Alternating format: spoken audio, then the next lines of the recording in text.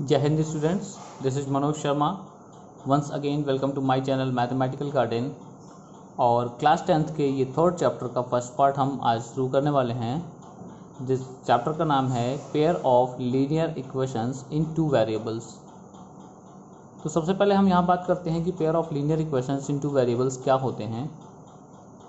आपने बहुत सारे इक्वेशंस देखे हैं, जैसे लास्ट टाइम हमने पॉलिनोमियल्स पढ़ा हुआ था।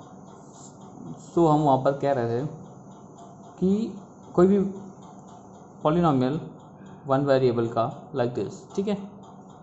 अब ये एक एक्सप्रेशन हुआ कि 2x + 1 इज इक्वल ओनली, और जब मैं इसे इक्वेट करता हूँ किसी भी वैल्यू से, सपोज करिए यहाँ पर 0 से कर रहा हूँ, तो ये अब कहला रहा है इक्वेशन। क्या कहला रहा है? इक्वेशन कहला रहा है यहाँ पर।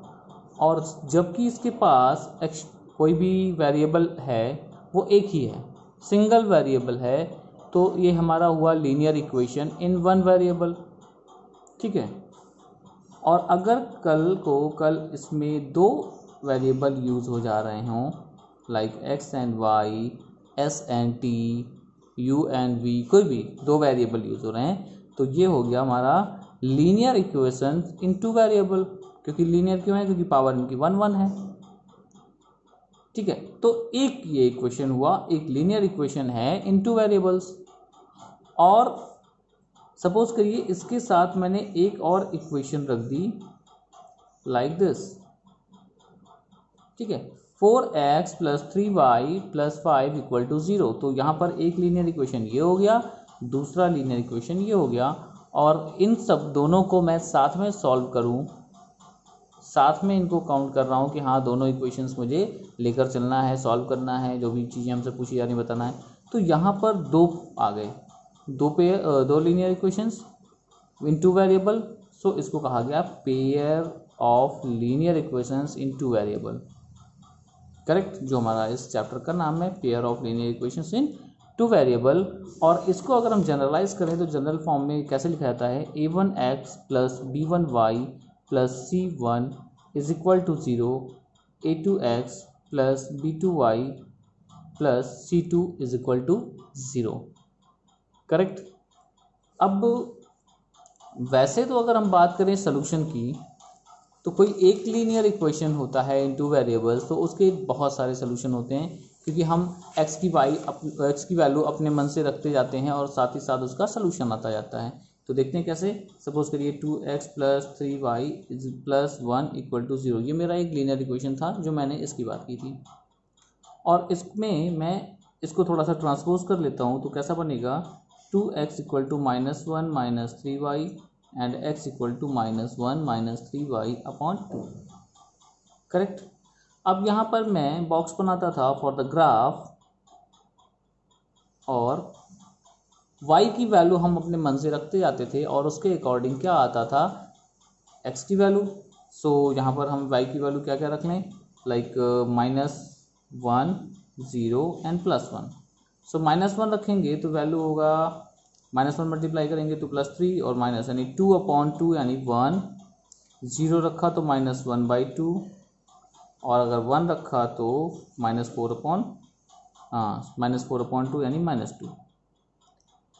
तो ये सभी यानी कि 1 - 1 x और y, -1 और 0 एंड -1 एंड 2, ये सब इसके सोल्यूशन हैं, क्योंकि ये सब इसी लाइन पर पढ़ने वाले हैं जो मैं इसका ग्राफ बनाऊंगा। पर जब बात आती है पेयर ऑफ लीनियर इक्वेशंस की, तो सोल्यूशन उसको कहते हैं x और y की वो वैल्यू जो दोनों इक्वेशंस को सेटिस्फाई करे। ध्यान से सुनेंगे, दोनों इक्वेशन को सेटिस्फाई करे, है ना। तो यहाँ पर लिखा मैंने सोल्यूशन ऑफ इक्वेशन किसे कहते हैं? In this pair of linear equations, those value of x and y which satisfies both the equations is called solution. अब ये समझने के लिए हम आते हैं एक एग्जाम्पल पर। तो एग्जाम्पल हमारे पास है x + y = 14 and x - y = 4। ये दो एग्जाम्पल लिए हमने। अब इनको हम साइमल्टेनियसली एक साथ सॉल्व करते हैं और देखते हैं कि क्या बन रहा है, ठीक है। सो देख रहा हूँ दोनों का कोफिशिएंट 1 है एक्स एक्स का, और वाई वाई का कैसा है, इसका +1 इसका -1। तो हम इनको एक साथ सॉल्व करते हैं like this, x + y = 40 and x - y = 4। अब यहाँ पर सिंबल चेंज है तो हम सीधे सीधे इसको ऐड कर सकते हैं, ऐड किया सो ये कट गया बाय एडिंग, ठीक है, यहाँ मार्क लगा दिया मैंने। 2x = 18 and x = what 9, x की वैल्यू 9 आ गई। अब x की वैल्यू जो 9 आई है वो किसी भी पुट कर दीजिए आप, इस वाले इक्वेशन में या इस वाले इक्वेशन में, आपको y की वैल्यू मिल जानी है। सो फर्स्ट में पुट करते हैं तो x + y = 14 था हमारे पास, और हमने x की वैल्यू 9 पुट करी, तो y की वैल्यू क्या आ गई 14 - 9, राइट। 14 - 9 is what 5। आप इस पर भी कर सकते हैं, ऐसा नहीं है, आप यहाँ पुट करके देखिए। अगर हमने यहाँ पे 9 पुट करते x की प्लेस पे तो क्या होता, ये इधर जाता like this, 9 - y = 4 -y = 4 - 9 -y = -5 and cancel out होकर क्या आता 5। सो अब मैंने दोनों इक्वेशन को साथ में सॉल्व किया तो क्या मिला, x की वैल्यू 9 और y की वैल्यू 5, यानी कि x = 9 and y = 5 is the solution of this pair of linear equations in two variable, correct. अब इसको ग्राफ से देखते हैं कि क्या हो रहा है इसमें।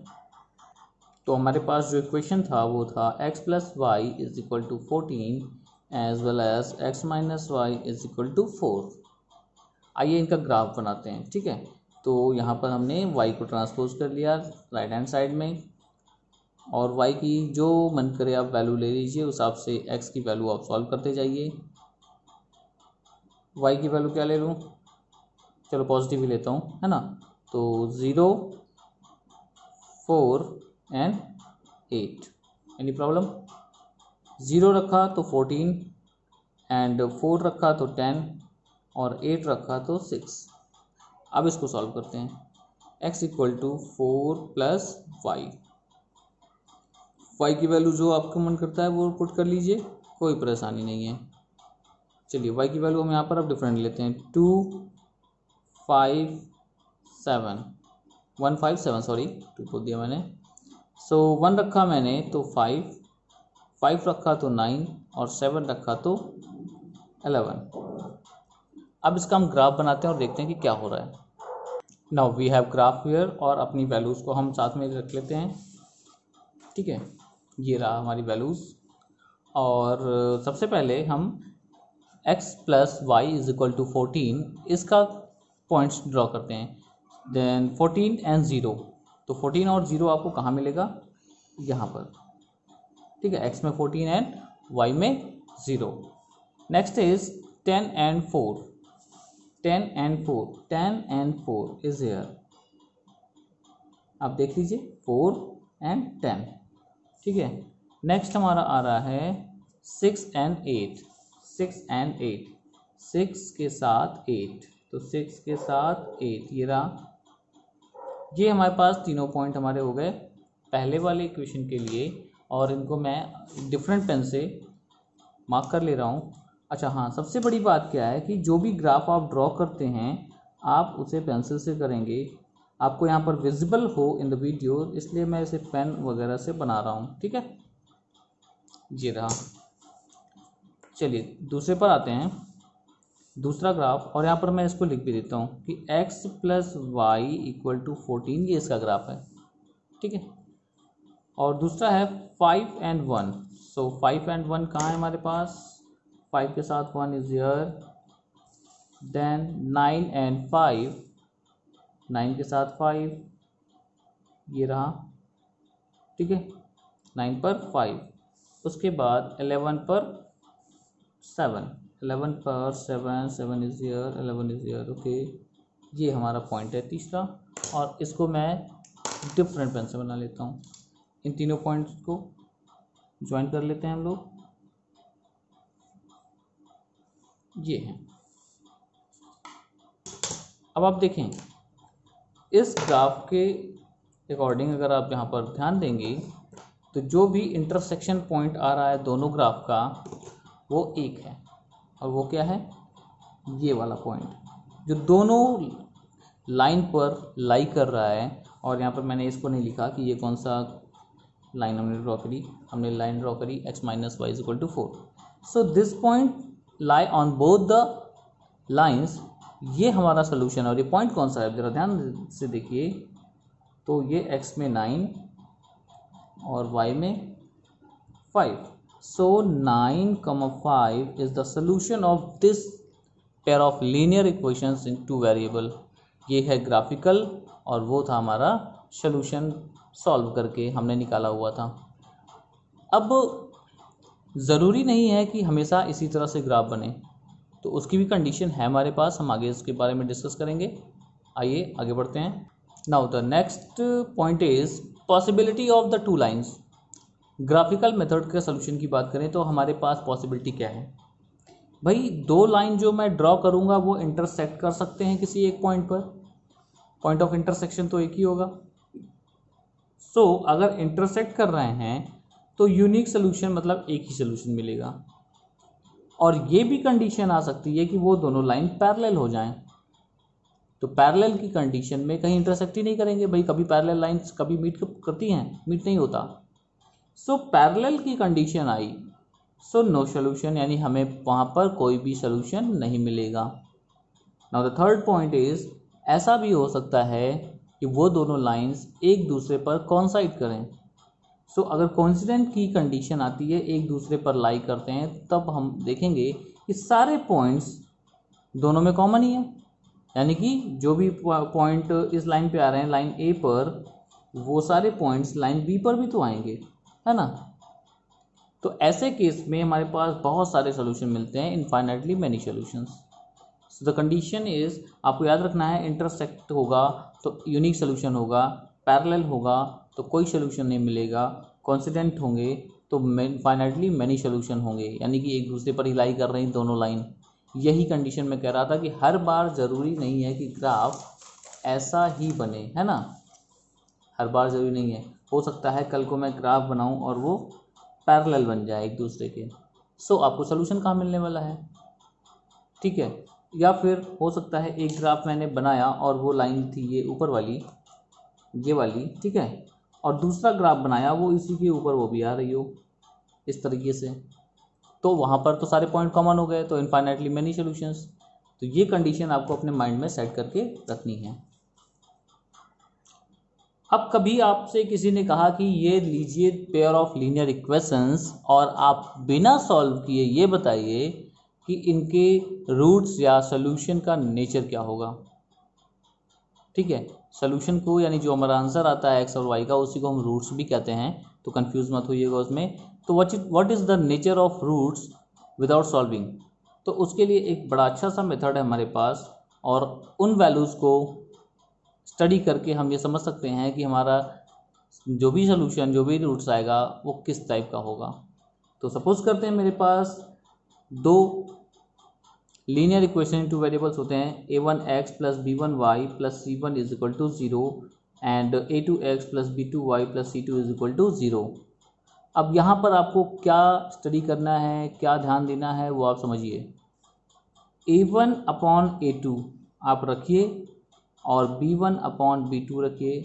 If they both the ratios are not equal, अगर ये a1 upon a2 not equal to b1 upon b2 आ रहा है, सीधा सा मतलब है दे आर इंटरसेक्टिंग, वो इंटरसेक्ट करेंगे, ये प्रॉपर्टी है। आप किसी भी क्वेश्चन में जहाँ पर इंटरसेक्टिंग की कंडीशन है आप चेक कर लीजिए, ये कभी बराबर नहीं होते, ठीक है, इनका रेशियो कभी बराबर नहीं होता। अब इंटरसेक्टिंग का मतलब तो आपको पता ही है, यूनिक सोल्यूशन बनता है, ठीक है। सिमिलरली अगर a1 अपॉन a2 इक्वल हो रहा है b1 अपॉन b2 के, और नहीं इक्वल हो रहा है c1 अपॉन c2 के, यानी इनके रेशियो का इक्वल नहीं हो रहा है इसके, सो ऐसे केस में वो पैरेलल की कंडीशन होती है, और पैरेलल की कंडीशन में आप जानते हैं कि उसे कहते हैं नो सोल्यूशन, ठीक है, नो सोल्यूशन ध्यान रखेंगे। लास्ट है, अगर तीनों रेशियोज इक्वल होते हैं, अगर a1 upon a2, b1 upon b2, c1 upon c2 सब बराबर हैं, तो ऐसे केस में कॉन्सिडेंट की कंडीशन होती है, यानी कि एक दूसरे पर लाइन आती हैं। तब आप कहेंगे कि वो इनफाइनाइटली मैनी सॉल्यूशंस। अब यहाँ एक टर्म और आता है, जब तो हमको सॉल्यूशन मिलता है, यानी कि यूनिक, मैं पेन चेंज कर दे रहा हूँ, आपको अच्छे से दिखना चाहिए, यानी यूनिक की कंडीशन पर और इनफाइनाइटली मैनी सॉल्यूशन की कंडीशन पर। यहाँ सॉल्यूशन हमें मिल रहा है इन दोनों में, करेक्ट। तो इन दोनों की कंडीशन को हम कहते हैं, जहाँ पर सॉल्यूशन होता है उसे हम कहते हैं कंसिस्टेंट। क्या कहते हैं? कंसिस्टेंट। कंसिस्टेंट कहते हैं। और जहाँ सॉल्यूशन नहीं मिलता है उसे हम कहते हैं इनकंसिस्टेंट। सो अगर आपसे कोई पूछता है कि whether the following pair of linear equations is consistent और नॉट, सो आप इन कंडीशन को ध्यान रखेंगे। यूनिक सॉल्यूशन हुआ या इनफाइनाइटली मैनी सॉल्यूशन हुआ, उसमें आपको देखकर लग रहा है या सॉल्व करके कह रहा है कि बताओ सॉल्व करने के बाद आपको मिला यूनिक है या इनफाइनाइटली मैनी सॉल्यूशन है, सो कंसिस्टेंट होगा। अगर वो पैरेलल की कंडीशन है तो नो सॉल्यूशन। अब यहाँ पर बात आती है कि जब हमें सॉल्यूशन नहीं मिलेगा तो हमें पता कैसे चलेगा? बिना सॉल्व किए तो नहीं पता होगा ना। ज़रूरी है कि आप पहले इन कंडीशन को चेक कर लीजिए, क्योंकि अगर ये कंडीशन आई नो सॉल्यूशन तो आप सॉल्व करते रह जाइए, आपका सॉल्यूशन नहीं आने वाला है। सो किसी भी क्वेश्चन को करने से पहले अगर वो गिवन है कि सॉल्यूशन यूनिक सॉल्यूशन का ही है या इनफाइनाइटली मैनी सॉल्यूशंस का है तो नो प्रॉब्लम। पर अगर वो कह रहा है कि नो सॉल्यूशन या बताया ही नहीं है तो आप सॉल्व नहीं कर सकते इसको, ठीक है। तो कोई भी क्वेश्चन आए कंडीशन चेक कर लीजिए, whether a1 upon a2 is not equal to b1 upon b2 आ रहा है तो इसका मतलब उसकी वैल्यू, उसका सॉल्यूशन आएगा। आप डायरेक्टली सॉल्व कर डालिए, जो भी मेथड आपको आगे बताया जाएगा उससे, करेक्ट। बढ़ते हैं आगे। Algebraic method of solving a pair of linear equations. तो यहाँ पर जो हमारे पास मेथड्स हैं वो 3 हैं, यानी कि अगर हम ग्राफिकल मेथड ना यूज़ करें तो हमारे पास एल्जेब्रिक मेथड जो है वो 3 है। Substitution method, elimination method, cross multiplication method. हमारे नेक्स्ट वीडियो में हम substitution, elimination and cross multiplication सीखेंगे। तब तक आप इसको प्रिपेयर करिए, आप इससे कॉन्सेप्ट पढ़िए पेयर ऑफ लीनियर इक्वेशंस के, ठीक है। Thank you for watching. जय हिंद।